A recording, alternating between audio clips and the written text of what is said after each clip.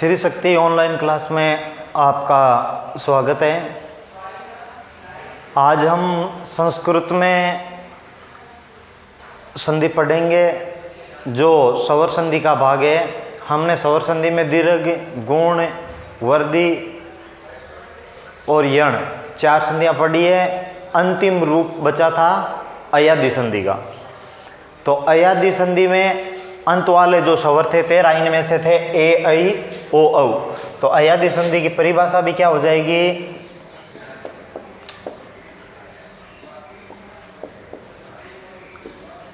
अयादि संधि ए, ऐ, ओ, औ के बाद में कोई ए समान स्वर आए तो ए, ऐ, ओ, औ का क्रम से ए, आई, औ, आव हो जाता है।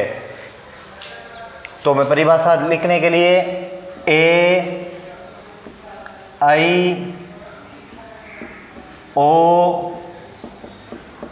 औ के बाद में ए, ऐ, ओ, औ के बाद में कोई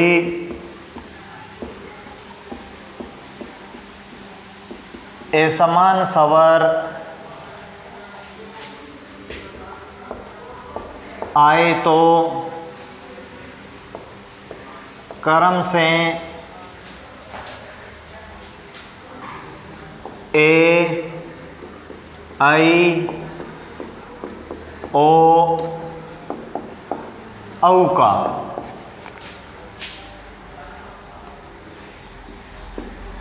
ए,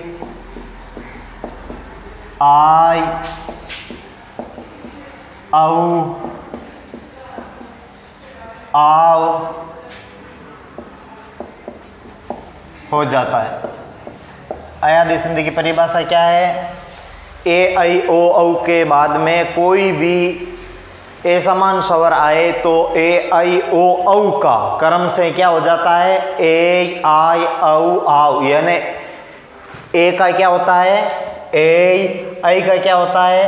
आई, ओ का क्या होता है? औ, और औ का क्या होता है? आव। अब मैं एक डायग्राम बना देता हूं यहां। ए, ऐ, ओ, औ। ए, ऐ, ओ, औ के बाद में क्या है? ए समान स्वर। ए, ऐ, ओ, औ के बाद में क्या आ रहा है? ए समान स्वर आ रहे हैं। तो ए, ऐ, ओ, औ के बाद में ए समान स्वर आएंगे तो ए का क्या होगा? ए, और ऐ का क्या होगा? आई, ओ का क्या होगा? औ, और औ का क्या होगा? आव। ए, ऐ, ओ, औ के बाद में कोई भी ए समान स्वर आए तो ए, ऐ, ओ, औ है उनका क्या हो जाएगा? ऐ, आई, औ, आव।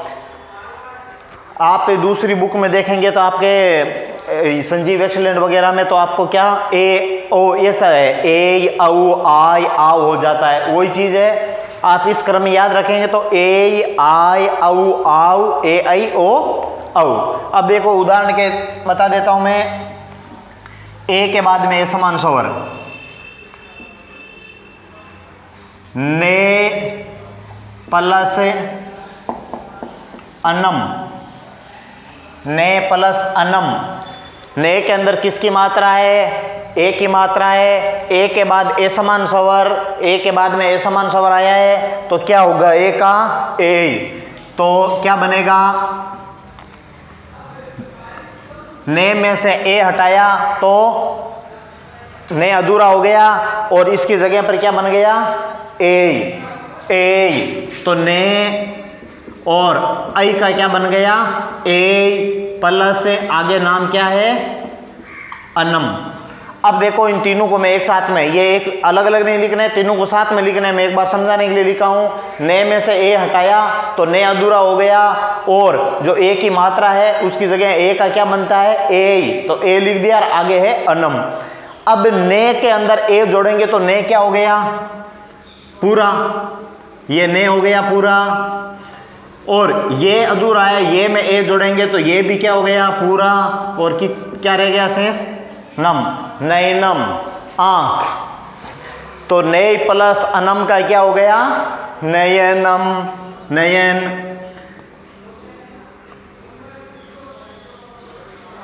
गई प्लस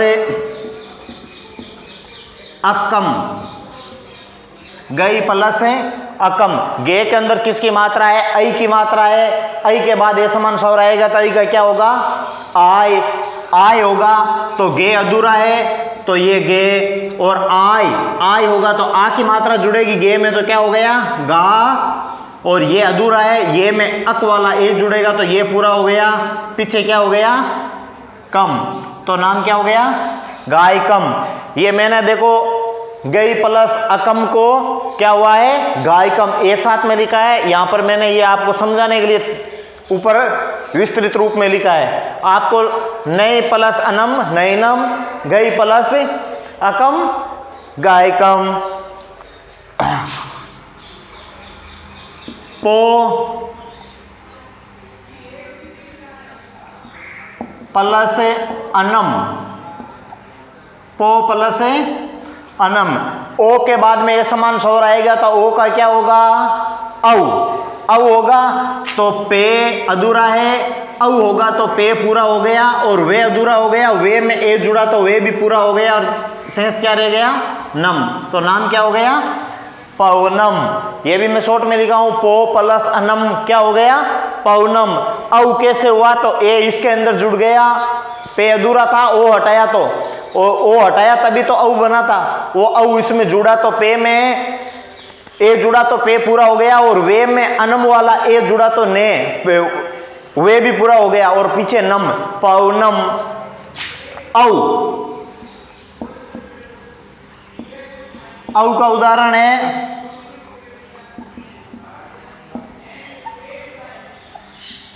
पौ प्लस अकम।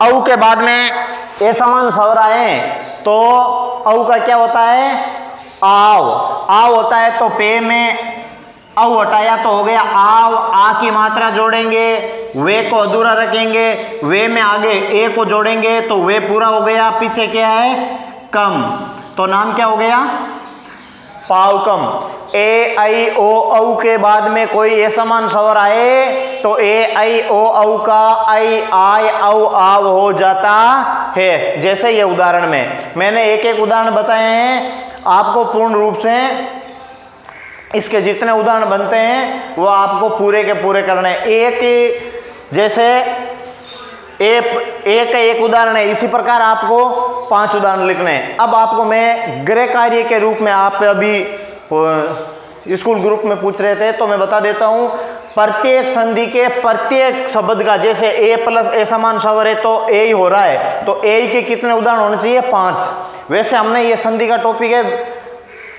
पहले किया हुआ है, लेकिन एक बार रिवीजन के लिए होमवर्क में हम क्या लिखेंगे, गृह कार्य आपका घर पर जो कार्य करना है उसमें आपको प्रत्येक शब्द के 5-5 उदाहरण लिखने हैं कॉपी के अंदर, जिसकी अभी कुछ समय के बाद में आपके 1-2 दिन में कॉपी जांचने के लिए घर तक हम पहुंच जाएंगे।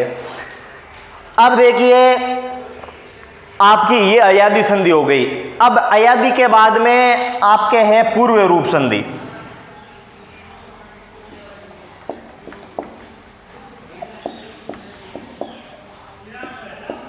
पूर्व रूप संधि है। अब देखो ए आ हो गया, ई हो गई, ई उरी लरी हो गई, ए आई ओ औ हो गया, तो अब शेष क्या रह गया है, अब शेष इनमें से ही मैंने पहले बताया आपको कि पूर्व रूप और पर रूप संधि है वो इनमें से बनी हुई है। तो पूर्व रूप में क्या है, इस अयादी संधि में से निकली हुई है। पूर्व रूप में क्या है, एकार या ओकार, एकार या ओकार के बाद में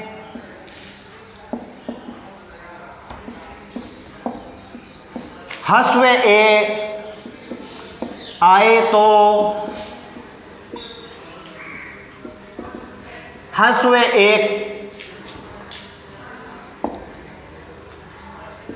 के स्थान पर एकार या ओकार के बाद हस्व ए आए तो हस्व ए के स्थान पर अवग्रह हो जाता है।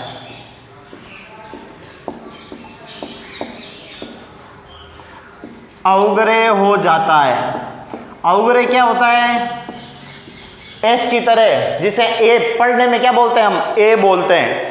एस की तरह लिखा हुआ होता है ना, वो होता है अवग्रह। अवग्रह हो जाता है, वहां पर कौन सी संधि होती है? पूर्व रूप संधि होती है। वहां पूर्व रूप संधि होती है, वहां पर पूर्व रूप संधि होती है। अब देखो, मैं आपको उदाहरण के तौर पर बता देता हूं पूर्व रूप संधि। जैसे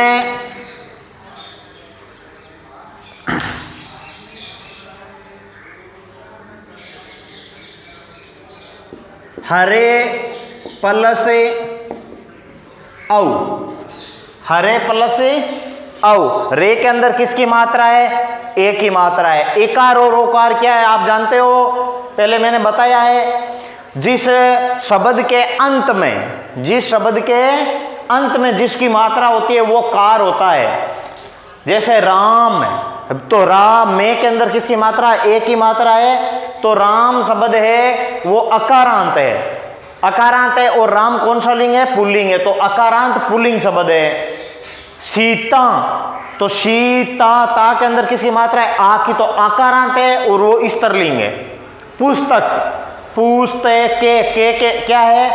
अकारांत है, लेकिन पुस्तक क्या है? नपुंसकलिंग है, तो अकारांत नपुंसकलिंग है। इसी प्रकार मैंने ये क्या बताया? एकार और ओकार, यानी जिस शब्द के अंत में एडी वाले की मात्रा एकार ओकार की हो, जिस शब्द के अंत में एकार या ओकार हो, यानी ए या ओ की मात्रा हो और उसके बाद में हस्व ए हो। हस्व ए क्या होता है? ए से अनर।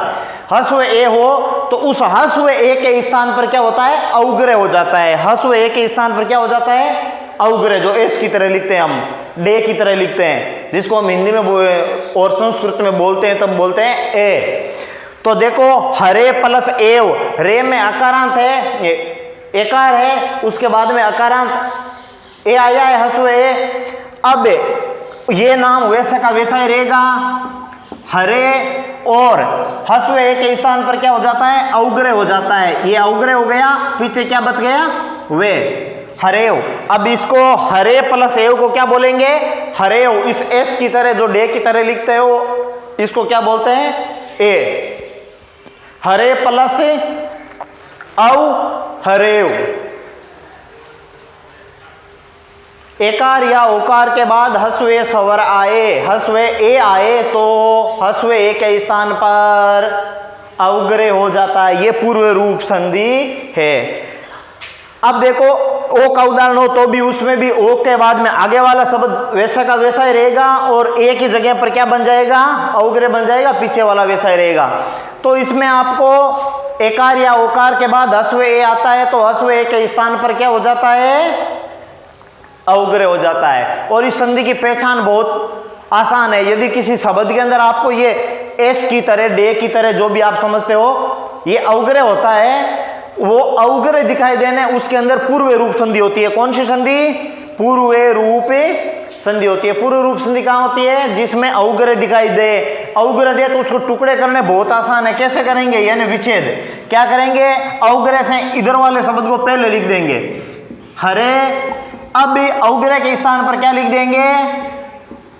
ए, हस्व ए, यही है, तो अवग्रह के स्थान पर ए लिख दिया। आगे वाला क्या बचा? इसमें तो वे एक ही है, ये लिख देंगे। तो हरे प्लस औ। अब कौन सी संधि है? पूर्व रूप संधि लिख सकते हैं, पूर्व रूप स्वर संधि भी लिख सकते हैं। ये हमने अभी तक दो संधियां पढ़ी है, अयादि और पूर्व रूप। अब इसके अलावा एक संधि कौन सी है? पररूप संधि है। पररूप संधि में भी, इसमें भी अब आपको क्या करना है? इसके 5 उदाहरण लिखने हैं। एकार के बाद हस्व आए उसके 5 उदाहरण, और ओ के बाद में यानी ओकार के बाद भी हस्व आ रहा है तो उसके भी 5 उदाहरण आपको कॉपी में लिखने हैं। जैसे समय मिलेंगे जिस जिस फील्ड में होंगे वहां पर आपके घर तक पहुंच करके कॉपी चेक कर ली जाएगी। अब पररूप संधि, यहीं पर मैं पाठ लिख रहा हूं, शायद दिखाई दे देगा। पररूप संधि बहुत छोटी सा भाग है इसका। पररूप संधि, सवर भी लगा सकते हो। सवर इसलिए लगा रहा हूं क्योंकि यह क्या है? सवर संधि का भाग है। पररूप सवर संधि यानी पररूप संधि। पररूप संधि में क्या है? अकारांत उपसर्ग के बाद। पररूप संधि की परिभाषा, अकारांत उपसर्ग के बाद में, अकारांत उपसर्ग के बाद में क्या हो? एकार या ओकार युक्त धातु हो। एकार या ओकार युक्त धातु हो। याद रखना इसमें क्या है? ये जस्ट इस संधि की ऐसे लग रहा है कि उल्टी है। उसमें क्या है? एकार या ओकार के बाद हस्व आना चाहिए। इसमें क्या है? अकारांत उपसर्ग, उपसर्ग भी होना चाहिए, और उपसर्ग भी कैसा होना चाहिए? अकारांत होना चाहिए। यानी जिस उपसर्ग के अंत में एक ही मात्रा होनी चाहिए वो होता है अकारांत उपसर्ग। तो अकारांत उपसर्ग के बाद में क्या होना चाहिए? एकार और ओकार युक्त शब्द धातु होनी चाहिए। पहले अकारांत उपसर्ग होगा, उसके बाद में एकार या ओकार वाला धातु होगा, तो उसमें कुछ भी परिवर्तन नहीं होगा। वो सिर्फ क्या हो जाएगा? उसके अंदर जुड़ जाएगा। यानी जो एकार या ओकार युक्त आगे वाला शब्द होगा उसकी मात्रा उस उपसर्ग के अंदर जुड़ जाएगी। ये पररूप संधि है। वैसे हमने इस बहुत संधि को इनको बहुत बार पढ़ा है। मैं आपको उदाहरण बता देता हूं एक, देखो यहीं पर शायद यहां तक आएगा। पर प्लस अजेते, पर प्लस अजेते। पे के अंदर किसकी मात्रा है भाई? एक ही मात्रा है। तो पे के अंदर एक ही मात्रा है तो अकारांत है, और पर है वो क्या है? उपसर्ग है। तो अकारांत उपसर्ग हो गया। इसके बाद में एकार या ओकार यानी या तो ए होगा या ओ होगा। ए या ओ होगा तो ए और ओ को क्या कर देंगे? अकारांत उपसर्ग में जोड़ देंगे। तो जोड़ेंगे तो क्या होगा? पे और रे था और ए की मात्रा जोड़ दी तो क्या हो गया? परे, और पीछे क्या बच गया? जेते, परे जेते। अगर इस प्रकार से हम दूसरे उप प्लस ओसेती, उप प्लस ओसेती, तो भी देखो उप पे अकारांत है, ओसेती ओ आ गया है। एकार या ओकार हो तो एकार और ओकार की मात्रा किस में जुड़ जाती है? अकारांत उपसर्ग में। तो ओ को पे के अंदर जोड़ेंगे तो क्या हो गया? पो, अपो सती, उपो से ती। उपसती कैसे हुआ? पे के अंदर अकारांत उपसर्ग के अंदर ओ की मात्रा जुड़ गई, इसमें अकारांत उपसर्ग के अंदर ए की मात्रा जुड़ गई। यानी अकारांत उपसर्ग के बाद में एकार या ओकार हो तो वो उसके साथ में जुड़ जाते हैं, वो होती है पररूप संधि। अब देखो मैं आपको 2-4 बात और बता देता हूं। ये हमारी सवर संधि है, कंप्लीट हो गई है। सवर संधि कंप्लीट होने के बाद में ये पररूप संधि है। इसके जहां तक मैं जानता हूं 5-7 शब्द अपवाद वादक है। करकेंदु, इस्कंदु, मनीषा, पतंजलि, इन शब्दों के अंदर इनका जैसे उल्टा, अब उसका क्या है? कुल प्लस अटा। अब ए के बाद में ए है तो आ होना चाहिए, दीर्घ होनी चाहिए, लेकिन ये 7-8 शब्द ऐसे हैं कुल प्लस अटा होगा और कुलटा होगा। लेकिन संधि कौन सी होगी? पररूप संधि होगी। करक प्लस अंधु, करक प्लस है अंधु, करकंदु, पररूप संधि है इसमें। तो करकंदू, स्कंदू, मनीषा, पतंजलि, इन शब्दों के अंदर कौन सी संधि है? अपवादवादक 8 शब्द है। आपको आपके पास जो भी ग्रामर है उसके अंदर भी मिल जाएंगे आपको। इनके अंदर पररूप संधि होती है। बाकी का अकारांत उपसर्ग के बाद में एकार या ओकार हो तो उसका अकारांत उपसर्ग में मिलान हो जाता है। ये बात है। तो अब देखो, आपको मैं एक बार फिर से रिपीट कर रहा हूं। स्वर संधि में दीर्घ, गुण, वर्दी, यण, अयादि, पूर्व रूप, पर रूप, इन संधियों के अंदर सभी संधि जो हमने पढ़ी है, इन प्रत्येक संधि के प्रत्येक भाग का, जैसे अयादि में 1 हुआ है, इसी प्रकार में इसमें कितने होंगे? 10 होंगे। पर रूप में 10 तो ये होंगे, और 5 वो कुल्टा, स्कंदू, पतंजलि, मनीषा, करकंदू, वो जो अपवादवादक शब्द है 5, उनको आपको याद रखना है। इन शब्दों के अंदर इसका विग्रह ऐसा होगा, उनमें कोई नियम फिर नहीं बैठ रहा है कि उनके अंदर ये चीजें होगी, इसका विग्रह ऐसा होगा और इसके अंदर पररूप संधि ही होती है। तो ये आपकी स्वर संधि है, आज के लिए कंप्लीट है। और स्वर संधि 2 नंबर की 80 नंबर के पेपर में आती है। इस साल में देखते हैं सिलेबस कैसा होता है, क्या नहीं होता है। लेकिन व्याकरण कहीं तक नहीं जाने वाली है, व्याकरण यहीं पर रहेगी, थ्योरी अलग चीज है। तो ये आपकी स्वर संधि आज के दिन कंप्लीट है। ठीक है। गृह कार्य के रूप में प्रत्येक संधि के आपको उदाहरण जितने हैं उनको करना है। अगर रूल के हिसाब से वो उदाहरण नहीं हो रहे हैं तो आप निसंकोच ग्रुप के अंदर बता सकते हो कि इसका क्यों नहीं हुआ है। अगर आपको रूल याद रखने हैं, वैसे हमने संधियां बहुत बार पहले से पढ़ी है। ओके।